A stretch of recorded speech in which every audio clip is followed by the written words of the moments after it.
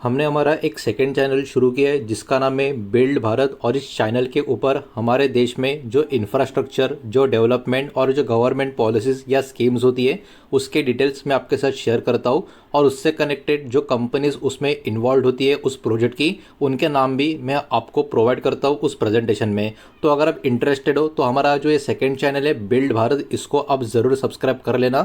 इस चैनल का लिंक इस वीडियो के डिस्क्रिप्शन में भी आपको मिल जाएगा, या फिर हमारा जो चैनल अभी आप देख रहे हो वॉइस ऑफ मार्केट, इसी वॉइस ऑफ मार्केट चैनल का जो होम टैब है वहाँ पे अगर आप जाओगे तो वहाँ पर भी ये वाला चैनल आपको इजीली दिख जाएगा, वहाँ से भी इसको आप सब्सक्राइब कर सकते हो।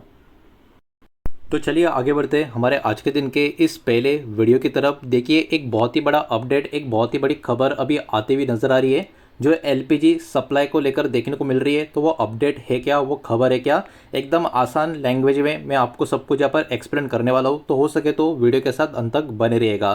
तो देखिए, यहाँ पर एक बहुत ही बड़ी डेवलपमेंट होते हुए आपको देखने को मिलेगी। आप सबको पता ही है, वेस्ट एशिया की अगर हम बात करें तो टेंशन्स धीरे धीरे जो बढ़ते जा रहे हैं, उसमें जो शिपिंग एक्टिविटी है कहीं ना कहीं काफ़ी एकदम बारीक नज़र उसके ऊपर बनी हुई है। और इसी बीच एक बहुत ही बड़ा अपडेट ये निकल कर आ रहा है जो पिछले 1-1.5 महीने से या 2 महीने से काफ़ी चर्चा में जो जगह रही है। स्ट्रेट ऑफ हॉर्मुज़ की अगर हम बात करें तो इंडिया का 7वां एलपीजी टैंकर जिसका नाम है ग्रीन सनवी, ये कहीं ना कहीं वहाँ से सेफ तरीके से उसको क्रॉस कर चुका है। किसको? स्ट्रेट ऑफ हॉर्मुज़ को। अब देखिए, मामूली टाइम में ये तो एक नॉर्मल खबर देखने को मिलेगी, लेकिन पिछले 1-2 महीने में इस जगह में क्या क्या हो रहा है, क्या क्या हो सकता है, ये आप सबको पता ही है। तो अपने आप में ये काफ़ी बड़ी खबर, काफ़ी बड़ा अपडेट आपको हमारे कंट्री के लिए देखने को मिलेगा।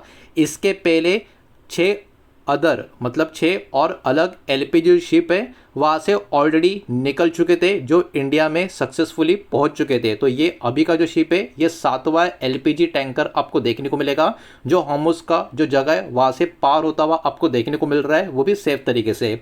अब देखिए, करंट सिचुएशन को भी यहाँ पर आपको थोड़ा समझ कर लेना होगा। अराउंड 17 इंडियन शिप अभी भी वहाँ पर फंसी हुई है। कहाँ पर? स्ट्रेट ऑफ हॉर्मुज़ में। तो ऐसा नहीं कि हमारी सारी की सारी शिप निकल गई, बिल्कुल नहीं, लेकिन 7वीं शिप अब निकल चुकी है और अभी भी उसके अलावा 17 हमारे भारतीय जहाज़ अभी भी स्ट्रेट ऑफ हॉर्मुज़ में फंसे हुए आपको देखने को मिलेंगे। अब यहाँ पर और भी कुछ चीज़ें आपको देखने को मिलेगी, उसमें से कुछ बहुत ही इंपॉर्टेंट शिप्स आपको नजर आएगी जिसमें एक नाम है ग्रीन आशा और दूसरा नाम है जग विक्रम। तो ये 2 इंपॉर्टेंट शिप उन 17 बची हुई शिप में आपको नजर आएंगे। ये शिप भी कहीं ना कहीं एक्सपेक्ट किया जा रहा है मूव होना शुरू हो जाएंगे बहुत जल्द हमारे देश के लिए। तो देखा जाए ये हमारे कंट्री के लिए, ओवरऑल हमारे कंट्री के आप कह सकते हो ट्रेड के लिए एक बहुत ही इंपॉर्टेंट और एक पॉजिटिव टाइप का अपडेट हमको यहाँ पर देखने को मिल रहा है। अब जो ये पर्टिकुलर शिप है ग्रीन सनवी नाम का, जो 7वां शिप अभी के टाइम पे स्ट्रेट ऑफ हॉर्मुज़ को क्रॉस करता हुआ आपको नजर आएगा। इसमें जो कार्गो डिटेल्स है इसको आपको थोड़ा समझ कर लेना पड़ेगा, बिकॉज ये एलपीजी लेकर आ रहा है, कैरी करके आ रहा है, मतलब लिक्विफाइड पेट्रोलियम गैस के ऊपर बात हो रही है। और जो ये टैंकर है ग्रीन सनवी का, ये कैरी कर रहा है अबाउट 44,000 टन ऑफ एलपीजी। तो आप देख सकते हो अपने आप में काफ़ी बड़ा एलपीजी का भंडार ये अपने साथ हमारे देश में यहाँ पर लेकर आ रहा है। अनदर इम्पॉर्टेंट डेवलपमेंट, इसके साथ साथ एक इम्पॉर्टेंट डेवलपमेंट ये भी देखने को मिल रही है। एक टैंकर है, टैंकर का मतलब वही जहाज ही आप यहाँ पर समझ के चलिएगा। Tanker name Pingshun carrying Iranian crude oil, Iran का कच्चा तेल ये लेकर जाने वाला जो एक पर्टिकुलर टैंकर है, इसने अपना रूट चेंज कर लिया है। पहले प्लान किया गया था कि ये इंडिया का जो वादिनार गुजरात वाला जो पर्टिकुलर रूट है वहाँ से जाएगा, लेकिन अभी ये टूवर्ड्स चाइना डॉन्जिंग करके जो है या उस पर्टिकुलर इसमें से ये जाता हुआ आपको देखने को मिल रहा है। तो ये एक एक्स्ट्रा अपडेट इस रिपोर्ट में जो ऐड है वो मैंने आपके सामने यहाँ पर एक्सप्लेन किया है। अब देखिए, बहुत लोगों को लगता होगा ये वाला चीज़ इतना क्यों मैटर करेगा। तो देखिए, जो लोग रोज़ाना बाजार के ऊपर या हमारे कंट्री के अपडेट्स के ऊपर नजर रख रहे हैं उनको ही समझ में आएगा इस खबर का इंपॉर्टेंस अभी के टाइम पे क्यों इतना बड़ा है। तो ये मैटर क्यों करता है। If this oil had reach India, अगर ये तेल इंडिया में पहुंच जाता है, क्यों अभी पहुंच भी जाएगा बिकॉज 7वां जहाज तो अभी पार हो चुका है।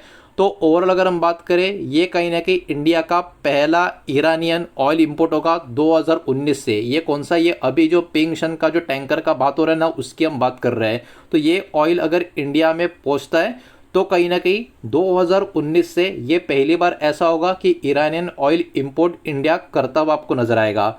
और ये जो चेंज है ये किसके वजह से होते हुए हमको नजर आ रहे हैं, पेमेंट रिलेटेड इशू या जो शॉर्टर क्रेडिट पीरियड डिमांड किया गया है सेलर्स द्वारा, उसके वजह से ये चीज़ें होती हुई हमको देखने को मिल रही है। तो अभी जो डेटा मैंने आपको बताया, जो रिपोर्ट मैंने आपके सामने प्रेजेंट की, आपको इतना तो समझ में आ चुका, काफ़ी इंपॉर्टेंट फैक्टर इम्पैक्ट वाला ये रिपोर्ट आपको नज़र आ रहा है। और उसी को ध्यान में रखते हुए पॉसिबल इम्पैक्ट इंडियन मार्केट के ऊपर क्या निकल कर आ सकता है वो भी यहाँ पर हम देखेंगे, जिसमें खास करके ऑयल एंड गैस कंपनी के ऊपर अगर आप वॉच रखना चाहते हो तो रख सकते हो। हालांकि ये कोई भी इन्वेस्टमेंट सजेशन नहीं है, इन्वेस्टमेंट एडवाइस नहीं है, इस बात को यहाँ पर आप ध्यान में रखें। एक न्यूट्रल व्यू मैं आपके सामने न्यूज़ के हिसाब से रख रहा हूँ, तो ये कोई भी बाइंग सेलिंग होल्डिंग के एडवाइस नहीं है। आपको जो भी करना है खुद का स्टडी रिसर्च करने के बाद ही करना है। तो possible impact on Indian market जो ऑयल एंड गैस कंपनी है जो वॉच में रहेंगी वो कौन सी हो सकती है, उनके नाम एक एक करके आपको बताता हूँ। लेकिन प्लीज़ वीडियो को लाइक कर देना, वीडियो को शेयर कर देना। पहली बार चैनल पे आ चुके हो तो चैनल को भी सब्सक्राइब जरूर कर देना। इसमें पहले कंपनी का नाम यहाँ पर आपको देखने को मिल रहा है रिलायंस इंडस्ट्रीज, बिकॉज रिफाइनिंग और पेट्रोकेमिकल का एक्सपोजर भी इस कंपनी का आपको नजर आएगा, तो इस कंपनी का नाम भी इस लिस्ट में आपको देखने को मिल रहा है। दूसरा नाम आपको देखने को मिलेगा IOC यानी इंडियन ऑयल कॉर्पोरेशन का नाम भी ऑब्वियस सी बात है इस लिस्ट में आपको नजर आ ही जाएगा, बिकॉज लार्जेस्ट फ्यूल का रिटेलर ये कंपनी आपको देखने को मिलेगी। तीसरा नाम आपको देखने को मिलेगा भारत पेट्रोलियम यानी BPCL की बात हो रही है, बिकॉज ऑयल को रिफाइनिंग करना, ऑयल का मार्केटिंग करना, इस कैटेगरी में इस कंपनी का ट्रेड आपको देखने को मिलता है। उसके बाद बची हुई दो कंपनियां, जैसे कि आप नाम देख सकते हो HPCL, BPCL का नाम है तो HPCL कैसे दूर रहेगा। हिंदुस्तान पेट्रोलियम का नाम भी आपको देखने को मिलेगा। फ्यूल सप्लाई चेन का कनेक्शन इस कंपनी का जो देखने को मिल रहा है, इसके कारण ये न्यूज़ का इम्पैक्ट वाला कंपनी ये भी आपको देखने को मिल रहा है। पेट्रोनेट LNG ये आखिरी नाम आपको देखने को मिलेगा, बिकॉज गैस का इंपोर्ट और डिस्ट्रीब्यूशन का कनेक्शन में ये वाला कंपनी के ऊपर भी इस खबर का एक इम्पैक्ट होता हुआ हमको नजर आ सकता है। तो कहीं ना कहीं ये कुछ कंपनियां थी जिनके ऊपर आप एक वॉच चाहिए तो रख सकते हो, because possible impact Indian market के ऊपर न्यूट्रल व्यू जो अभी मैंने आपके सामने पेश किया वो ये 5 कंपनियां हमको देखने को मिल रही है। अब देखिए मार्केट का अंडरस्टैंडिंग की अगर हम बात करें, वो किसी भी टाइप का मैं एडवाइस आपको नहीं दे रहा हूँ। LPG शिपमेंट कंटिन्यू होना मतलब सप्लाई का स्टेबिलिटी कहीं ना कहीं इंटैक्ट रह सकता है अभी के लिए, ये एक सिग्नल यहाँ से हमको देखने को मिलता है। और देखिए जहाज अगर हॉर्मुज में कंटिन्यू स्टक रहे तो शॉर्ट टर्म में क्या होगा, लॉजिस्टिक कंसर्न यहाँ पर बढ़ता हुआ या थोड़ा बढ़ता हुआ आगे जाता हुआ हमको नज़र आ सकता है। उसके अलावा ईरानियन ऑयल रूट चेंज होने का मतलब क्या, ग्लोबल सप्लाई डायनामिक्स कहीं ना कहीं शिफ्ट होते हुए हमको देखने को मिल सकते हैं, जिसका पॉसिबल इम्पैक्ट क्या होगा या आने वाले कुछ समय के बाद भी हमको समझ में आ जाएगा। तो ओवरऑल इस रिपोर्ट को एकदम ध्यान से अगर आप समझोगे, अपने आप में काफ़ी इंपॉर्टेंट, काफ़ी अच्छी वाली अपडेट कहीं ना कहीं अभी के लिए हमारे कंट्री के लिए ये हमको देखने को मिल रही है।